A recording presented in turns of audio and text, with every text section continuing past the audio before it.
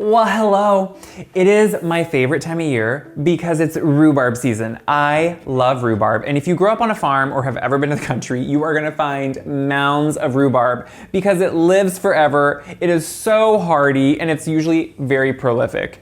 So you have so much when you have it. Now, in the past, the grandmas, the great grandmas, they found so many ways to use it, which usually included baked goods, but you could really put it in anything. This is a kind of an updated rhubarb crumb coffee cake. And it's one of my favorite things because I love a crumb cake, I love rhubarb, and I love a rhubarb coffee cake. So it's like the convergence of all those things. It's simple, it's delicious. You don't need a mixer, you just need a bowl, and that's what I love. So to start, we're just gonna put our dry ingredients together and kind of make the crumbs, and they're gonna be versatile, which is the best part.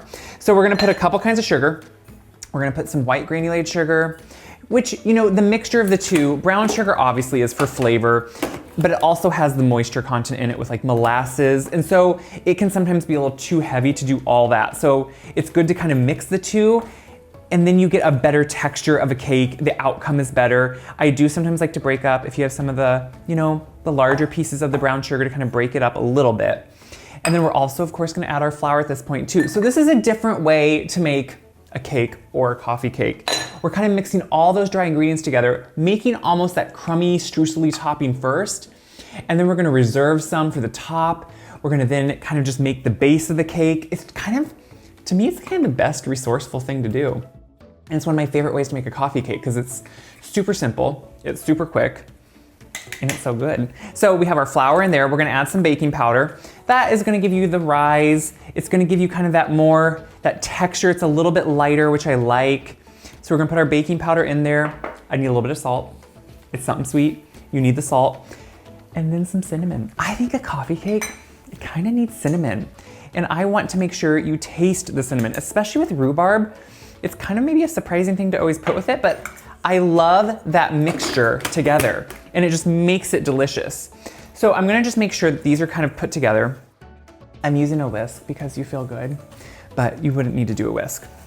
So once this is kind of like this and you're kind of getting that mixture, it's somewhat evenly mixed. You get the piece of brown butter, but don't worry, we're getting there with our hands because we're adding in now cold pieces of butter. So I cut it into, maybe it's like 1/4 inch pieces, maybe 1/2 inch. It really doesn't matter too much on the size. We're breaking it up into there. And what we're doing is just like you would on a streusel topping, just like you would if you were gonna make maybe a pastry, we're just gonna cut it in. And you could use a pastry cutter. You could use 2 knives. Never understood how that really works for people, but it does apparently. I like to use my hands. Why? Because they work, because it makes sense, because look how simple this is. We're just picking up pieces of butter with the dry ingredients, pushing it between our hands until we're gonna get kind of this coarse, pea-sized and smaller pieces of butter mixed with the flour. You're gonna see, I'm gonna keep doing this. You're gonna see how simple and easy this is. So you can see it's worked in. You kind of get this cornmeal-y coarse mixture, and when you press it together, it kind of holds, but then it easily flakes, and that's what I like, and that's kind of what you get to. You have some bigger pieces of butter, some smaller. So what I'm gonna do is I'm gonna reserve some of it. That's the best thing. This is where you're gonna have a multi-useful streusel. So what we have are a couple eggs, and I'm getting pretty much now the wet ingredients ready for a cake. So we're gonna crack the eggs.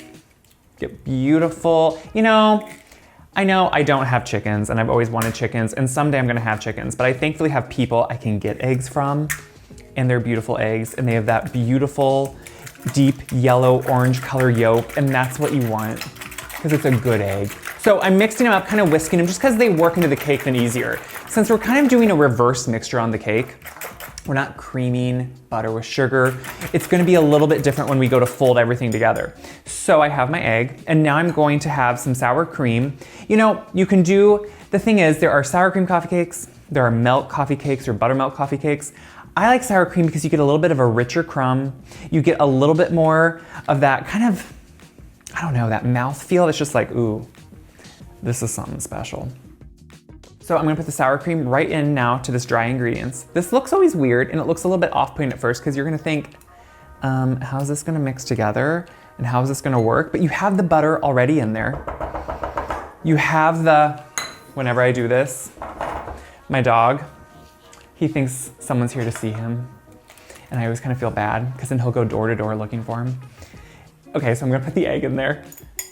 It's okay, Kippy. It's okay.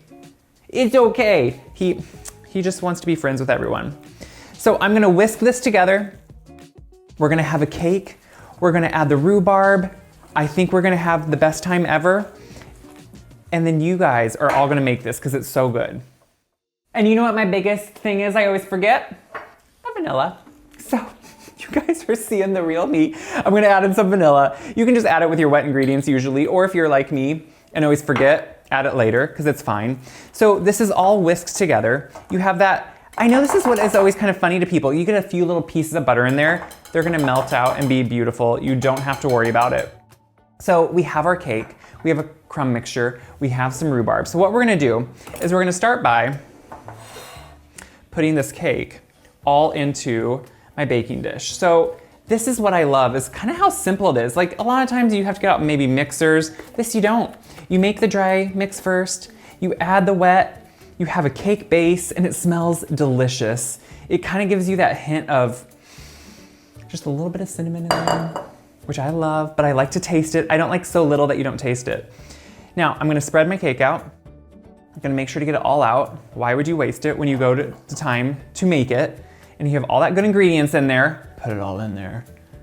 So now we have our rhubarb. Now, I have tons of fresh rhubarb. If you don't, this time of year, you can find it in grocery stores. So it's not like anymore, it's hard to find. It should be pretty easy to find. So I'm gonna take this fresh rhubarb, I'm gonna put it all over the top of this cake. And this is what look at that. Look at the beauty of it. Now, I don't worry about it being uniform pieces because we're gonna cook it, it's gonna get really soft, and it's gonna be really easy and just slice and beautiful. If you want to, you can slice it all the same size, but once it cooks, you're not gonna know any different. And that's the beauty of it. Look how pretty that is. It's like you just need a cut at this point, and you think it's gonna be delicious to eat on its own, but guess what? It's not. I've tried. Some people grow up eating it with salt. I don't. So I'm gonna sprinkle a little bit of flour on it, just a little bit. So what does rhubarb have a lot of? It has a lot of moisture in it, has a lot of water content. And sometimes when it cooks, it'll have almost too much in it. So I like to sprinkle a little bit of flour just to kind of help absorb some of that moisture. And then we have all our delicious crumb. And we're gonna put that over the top of the rhubarb. It's gonna cook together. You're gonna have that deliciousness. I mean, look instantly at this coffee cake. You're getting that crummy, rhubarby top. Guys, this smells so good. It's a nice, I know this is stupid, but if you want, you can it's a nice heavy cake, so you just know it's gonna be good. So I'm gonna put this in the oven. We're gonna bake it until the cake, a skewer comes out clean out of the center, the rhubarb is tender. It's gonna look craggy and delicious on top. I can't wait. So I took it out of the oven when a skewer inserted into the middle comes out clean. It can have a few moist crumbs, but you just don't want it to be wet with obviously raw batter, which you can tell. So you can see what I love is bits of the rhubarb are poking through, so you get that beautiful red, you get that streusely, crackly top. It's still warm, but I've let it cool somewhat. You should let it cool long enough, because if you just cut it right away, it's way too soft.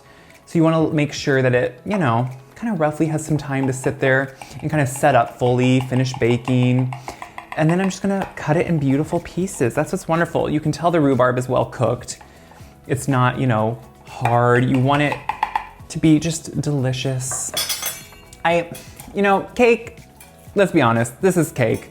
We call it coffee cake for an excuse to have it for breakfast, but it's pretty much a dessert. And look at that. Still warm. You get the steam. My mouth is watering. I get the rhubarb that sits kind of on top and just goes into a little bit of the layer with the crumb on top. That hint of cinnamon, you guys, that's what I love. So let me just tell you whether you should make it or not.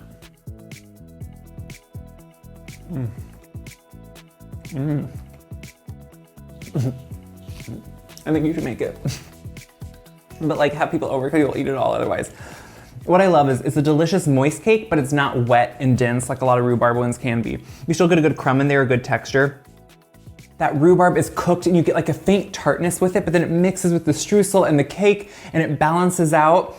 I like that because I like to know what I'm having. I just don't want a cloyingly sweet cake where you don't even know the rhubarb. I want to taste that rhubarb. I want the tartness.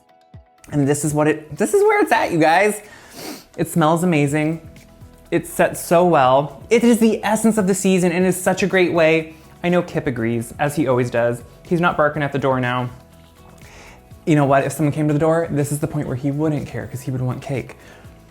This is just one of those fun things. If you have rhubarb, it's a great way to use it. If you don't, it's a great reason to buy some and enjoy it. It's the point of the season and why I love to bake and live with the seasons, because you can enjoy each one for a little snapshot and then move on to the next. So, as always, I hope you share this video around. Yeah, it helps me, but it also helps so many people see fun, new, interesting things that are easy, usually pretty quick, simple, and just delicious. It's fun to what? Have fun in the kitchen, to have people in, to share it, to enjoy it, and have people together. So, share it, check my website, wiseguy.com for this recipe, so many other recipes. Until next time, go find some rhubarb. It's out there, I promise you.